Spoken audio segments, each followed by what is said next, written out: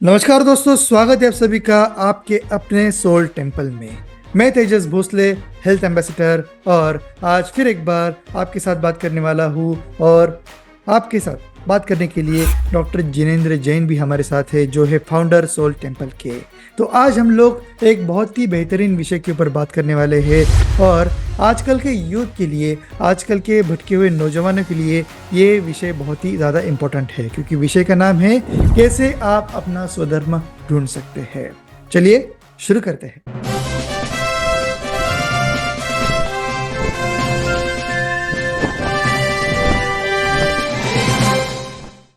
तो दोस्तों, जैसे कि मैंने आपको बताया कि आज हम लोग आपको हेल्प करने वाले हैं अपना स्वधर्म ढूंढने के लिए, और हमारे साथ बात करने के लिए है doctor Jinendra Jain ji, founder of Soul temple.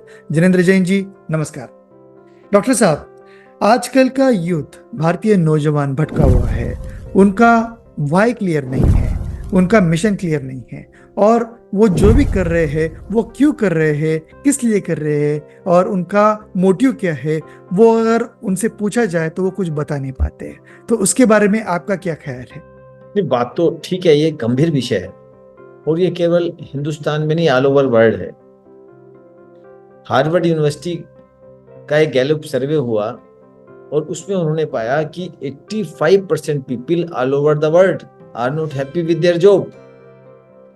उस जॉब से उन्हें पैसा मिल रहा है, अच्छी तरक्की भी मिल रही है, लेकिन फिर भी वो खुश नहीं है उससे। तो ये गंभीर विषय है।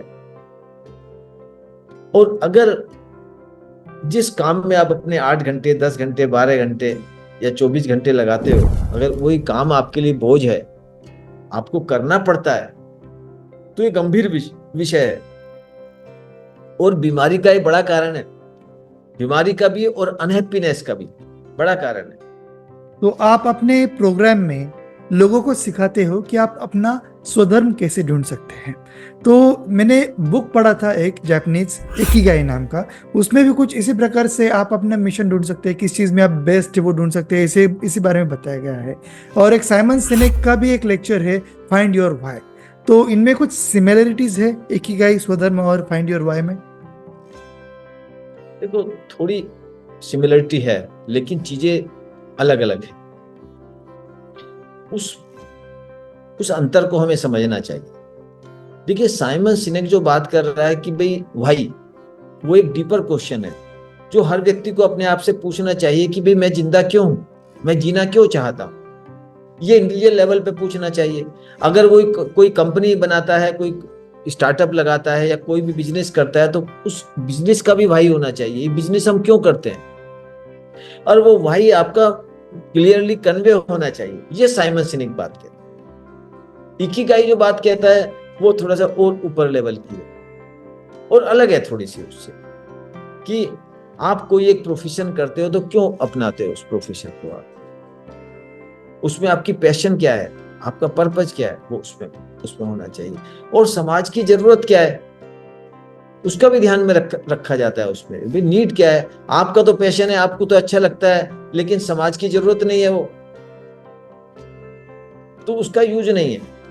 तो उसमें कई कंपोनेंट्स हैं जो वास्तव में उपयोगी है और वो वाई को और थोड़ा सा नेक्स्ट लेवल पे ले जाती है और क्लेरिफाई करती है इकिगाई।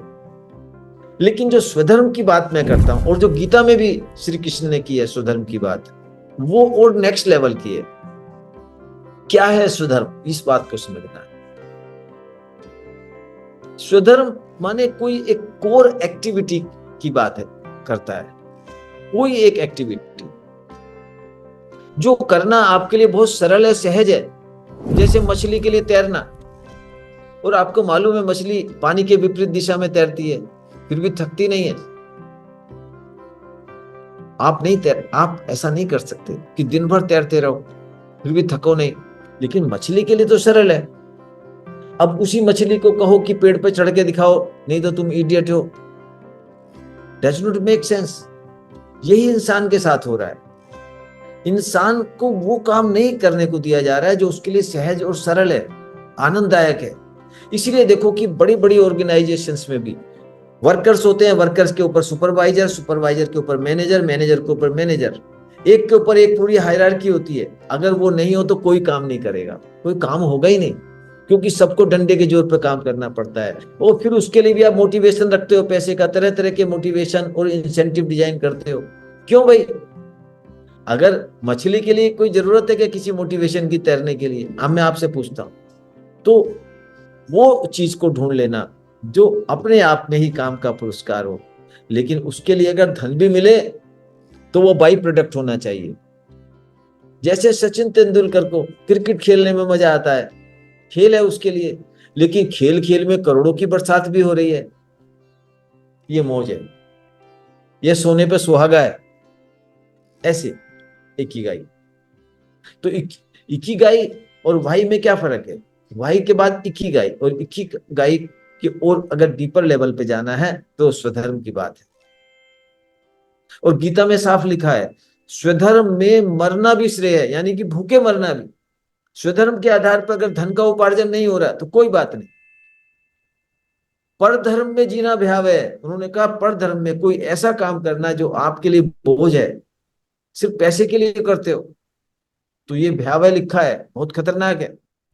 जैसे कि आपने बताया, जैसा आपने वर्णन किया है स्वधर्म का, अगर हर एक आदमी अगर अपना स्वधर्म ढूंढ ले तो उसके लिए पूरी जिंदगी ही मौज बन जाएगी।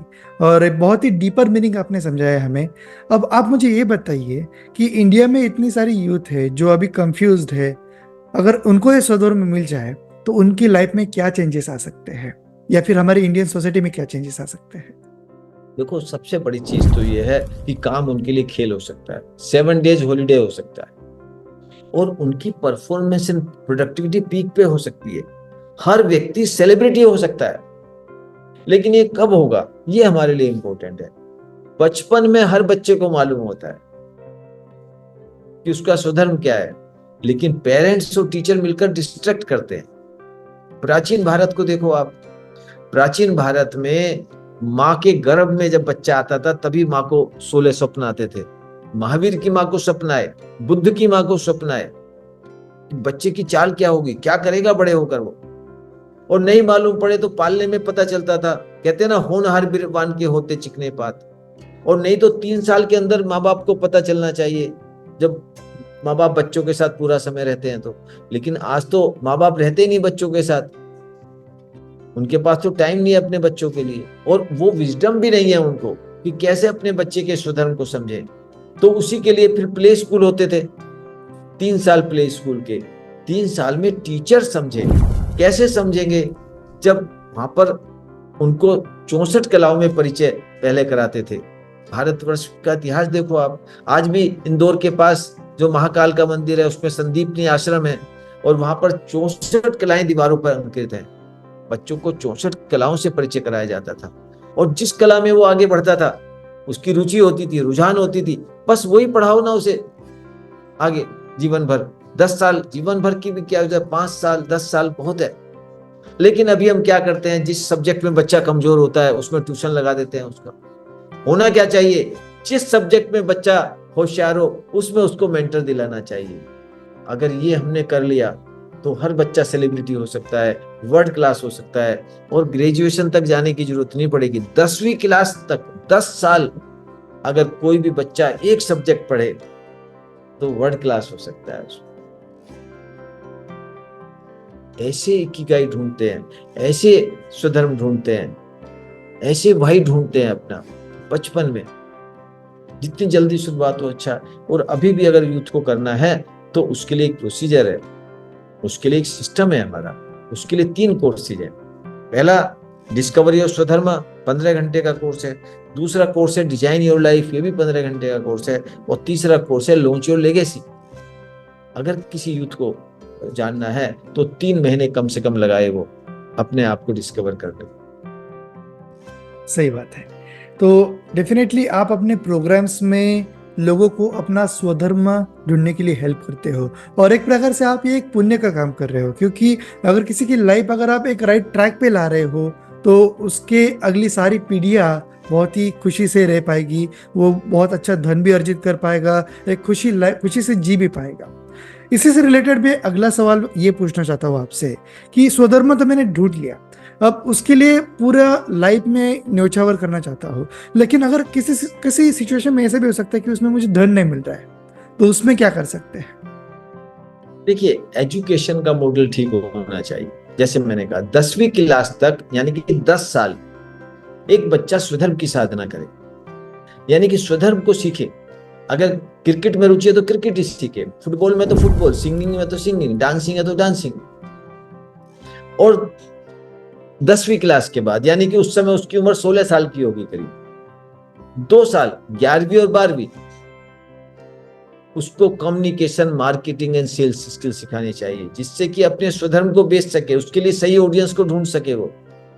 और आज तो पूरा विश्व खुल गया है, इसी को कहते हैं निश, कि कौन आपका जो सर्विसेज का सही हकदार है। उस सही हकदार को अगर आप ढूंढ लोगे तो मन चाहे कीमत आपको मिल सकती है अपने उस हुनर की।